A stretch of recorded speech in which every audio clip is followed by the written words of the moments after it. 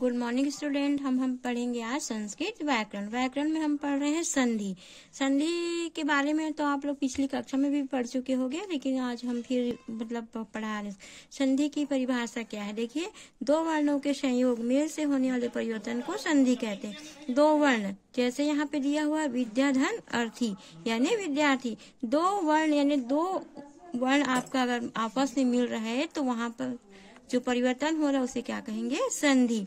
उदाहरण में आप लिख सकते हो विद्याधन अर्थी विद्यार्थी।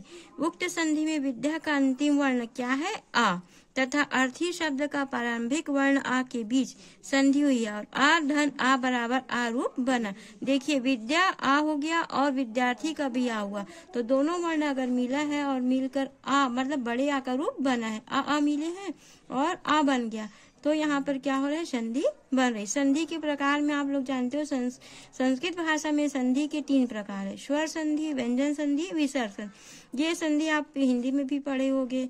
और स्वर संधि के प्रकार, स्वर संधि के 6 प्रकार है: यथा, दीर्घ, गुण, वृद्धि, यण, अयादि। अब संधि कितने प्रकार की हो रही है? 6। आप जैसे अब बताओगे कि संधि 3 प्रकार की पर 6, परंतु यहाँ पे क्या बता, स्वर संधि के प्रकार कितने हैं? 6। संधि मुख्य संधि तो 3 ही हुए, लेकिन स्वर संधि के प्रकार अगर पूछा जाएगा तो आप 6 बताओगे। अब जान गए ना, संधि 6 है। कौन कौन से हैं? यथा ने इस तरह दीर्घ, गुण, वृद्धि, यण, अयादि और पूर्व रूप, ये 6 संधि हो गई। स्वर संधि में दीर्घ, गुण, वृद्धि, यण, अयादि एवं पूर्व रूप स्वर संधि के बारे में पढ़े। हम इन संधियों के बारे में आगे पढ़ते हैं। तो सबसे पहले आपका आ रहा है दीर्घ स्वर संधि। तो आ, ई, उ के आगे क्रमशः आ, ई, उ के होने पर दोनों के स्थान में दीर्घ हो जाए। जैसे यहाँ दे रहे हैं दीर्घ स्वर संधि में आ गया है ई और उ, के आगे क्या लग रहा है आपका? आ, ई, उ के होने पर दोनों के स्थान में दीर्घ हो जाएगा। जैसे उदाहरण में दिया है विद्याधन आलय, तो विद्यालय हुआ, शिवधन आलय यानी शिवालय, विद्याधन अर्थी यानी विद्यार्थी, हिमधन आलय यानी हिमालय, रवि धन इंद्र यानी रविंद्र, परिधन ईशा यानी परीक्षा, भानुधन उदय यानी भानुदय। अब दीर्घ स्वर संधि हो गया। अब गुण स्वर संधि में पढ़ेंगे। गुण स्वर संधि में दिया ए, ओ तथा अर को गुण कहते हैं। आ के आगे ई, उ और री होने पर उसके स्थान में क्रमशः ए, ओ और अर हो जाता है। गुण संधि की परिभाषा कैसे बता रहा है? ए, ओ तथा अर को गुण कहते हैं और आ के आगे ई, उ और री होने पर उसके स्थान में क्रमशः ए, ओ और अर हो जाता है। जैसे यहाँ पे दिया उप धन इंद्र, तो यहाँ पे दे रहा है उपेंद्र, दोनों को मिला के क्या बना है? उपेंद्र।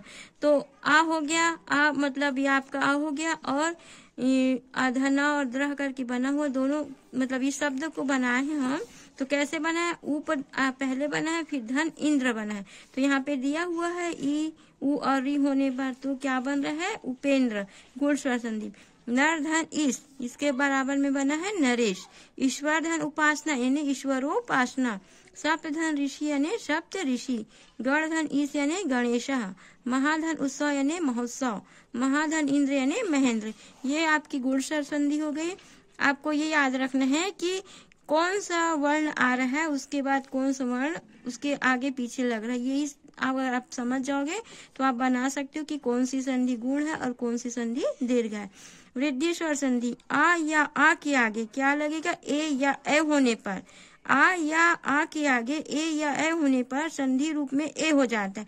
जैसे मान लो आपकी संधि में आ रहा है आ और आ, तो इसके जगह पर क्या हो जाएगा? ए हो जाएगा।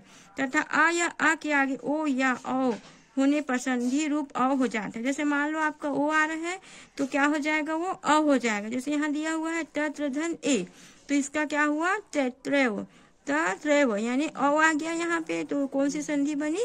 वृद्धि स्वर संधि। और सदा धन ये बराबर सदैव। तो आप जैसे आप शब्द देख रहे हो, मान लो आपको त्रयो दिया हुआ है तो आपको पूछा जाएगा कि कौन सी संधि है, तो आप यहाँ पढ़ चुके हो कि आ के आगे ओ या अ होने पर, आ के आगे ओ और अ होने पर त्रय बन चुका है। तो आप जैसे ए की मात्रा यहाँ पे ओ की मात्रा आया हुआ है तो आप क्या बता सकते हो कि वृद्धि स्वर संधि है। इसके आगे आपका यण स्वर संधि, आदि स्वर संधि और पूर्व रूप संधि बचती है। 3 संधि, इसको हम कल पढ़ेंगे।